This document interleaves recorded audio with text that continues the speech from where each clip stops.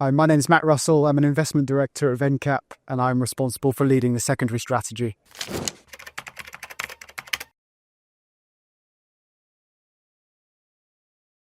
So VC is a power law asset class.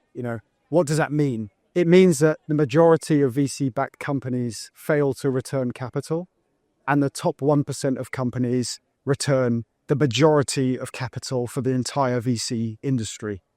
So it's very important that you access these top 1% companies with meaningful ownership in order to generate the outstanding returns that VC can provide. Fortunately for investors, there are a select few VC firms that have proven to be able to consistently access those very best companies.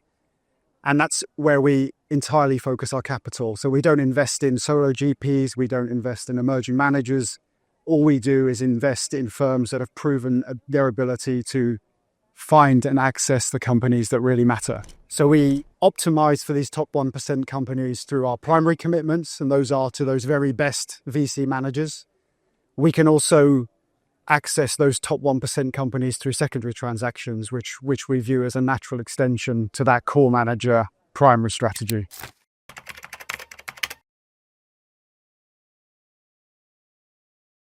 So this is not private equity, which follows a normal distribution of returns. As I said, it's all about accessing those top 1% companies where you need to have a clear information angle in order to succeed.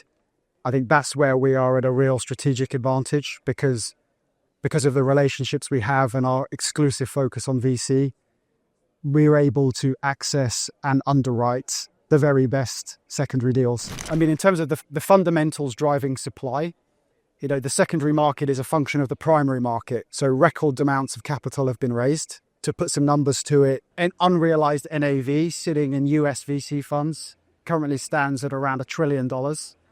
And you combine that with distribution activity that's at a 15-year low.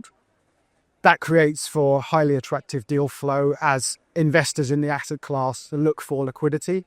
So at VenCap, we've received around $8 billion of secondary deal flow in the VC spend space between January and September.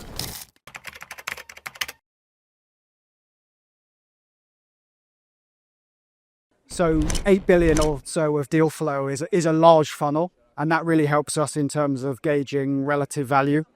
But it actually becomes quite efficient for us because we are focused on quality and accessing those very best companies. We're quickly able to focus in on a select few opportunities at any point in time.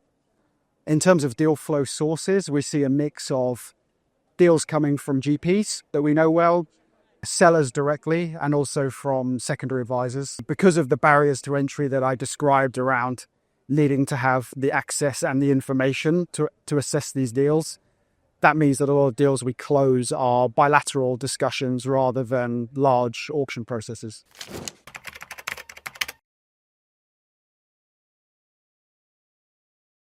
From our perspective, optical discounts are pretty much irrelevant as a predictor of future cash-on-cash returns, which is fundamentally what we care about. I think fund NAVs or valuations can be conservative or aggressive.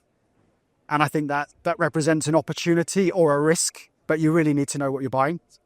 So we see companies every week through the deal flow we see that are valued at completely different levels depending on the VC firm. So, you really need to know the companies and understand the valuation marks to be able to then assess price. And so it's quite interesting where what you see is often a smaller discount on a more conservative fund is much better value than a bigger discount on something with aggressive valuations. So some of our very best deals that we've done have been at optical premiums versus a conservative NAV in a portfolio that's delivered very strong growth. We're not interested in buying mediocre assets with large discounts and hoping to make a return that way.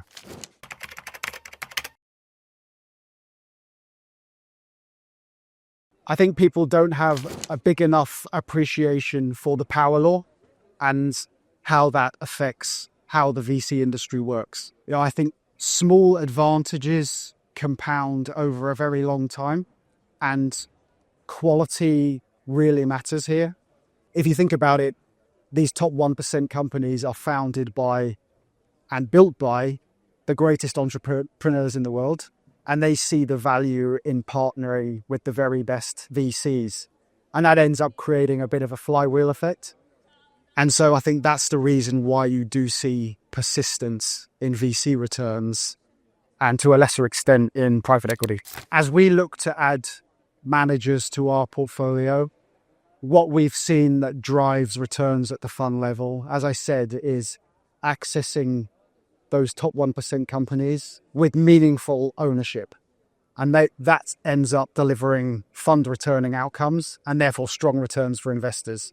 So, we need to see evidence of that for us as we commit capital to new funds. And so we need to see those large outcomes, meaningful ownership, and a path to do that on a repeatable basis.